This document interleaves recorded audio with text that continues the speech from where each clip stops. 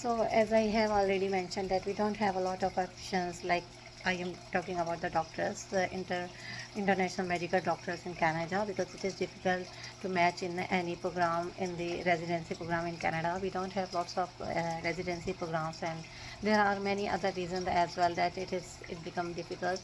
So few options, including some of the doctors prefer to do the ultrasound, and then they choose the different other field, like some do the echocardiography, some go for the general ultrasound that include the vascular and the abdomen, some go for the vascular studies, some go for the musculoskeletal ultrasounds, etc. So I choose echocardiography. So I want to share some important questions that can be a part of the exam. I made some questions as well, but so I will try to do some questions um, in the different videos. So in this way, if you have any question and I can help you, you can help me. So in this way we can study together, and I whatever the concept I have cleared, I can discuss with you.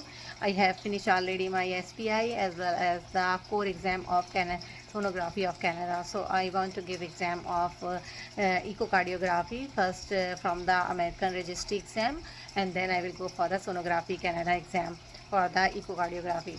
So let's see that I have one question that which of the following echocardiographic finding would be associated with the aortic dissection?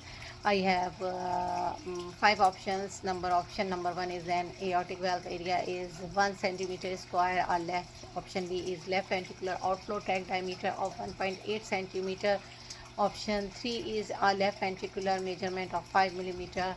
Option 4 is wall motion abnormality associated with the obstruction of the right coronary artery territory, and option E is aortic stenosis. So first we have to see that they want to ask about the echocardiographic finding of the aortic dissection. Now they are first option is totally wrong, because they said about the aortic valve area, so it has no question, no relation. Second option, left ventricular outflow tract diameter. So again, left ventricular outflow tract diameter is 1.85. If we have the aortic dissection and we want to see the LVOT, then it is a big and it is a normal range. A left ventricular wall measurement of 5. We don't have any concern about the left ventricular wall measurement here. Next is the wall motion abnormality associated with the obstruction of the right coronary artery territory is the answer, because in the aortic dissection we know that the right coronary artery arises from the right coronary cuff. So there is a blockage because of this dissection. There is a blockage of the right coronary artery. It blocked the right coronary cuffs, because the right coronary cuffs from the right coronary cuffs, the right coronary artery obstructive is emerged. So as a result, there is a wall motion abnormality, and we can say the patient present with the symptom of the inferior wall when inferior MI. And the ECG finding also shows the ST elevation in the inferior wall, like lead 3 AVF and lead 2. So and also are there other reciprocal changes on the ECG. So the patient of the aortic dissection present with the symptom of inferior wall MI. So this is the answer. Answer D is the answer. Aortic stenosis, there is no concern about it. So next question is, aortic plaque are defined as the complex when their thickness is, I have again five options. Number one option is the greater than 4 millimeter with the clot of or ulceration. Option 2 is greater than 4 millimeter without clots or ulceration. Number 3 is less than 4 millimeter with clot or ulceration. Number 4 is less than 3 millimeter with or without clot or ulceration. Number 5 is less than 2 millimeter with or without clot or ulceration. So what they are asking, like aortic plaque are defined as a complex when their thickness is, number one important thing, that their thickness is always more than 4 millimeter. So I have two options, like one option is the greater than 4 millimeter with the clot or ulceration. Number 2 is the greater than 4 millimeter without clot or ulceration. So the plaque is always with the clot or ulceration. So the answer should be the A.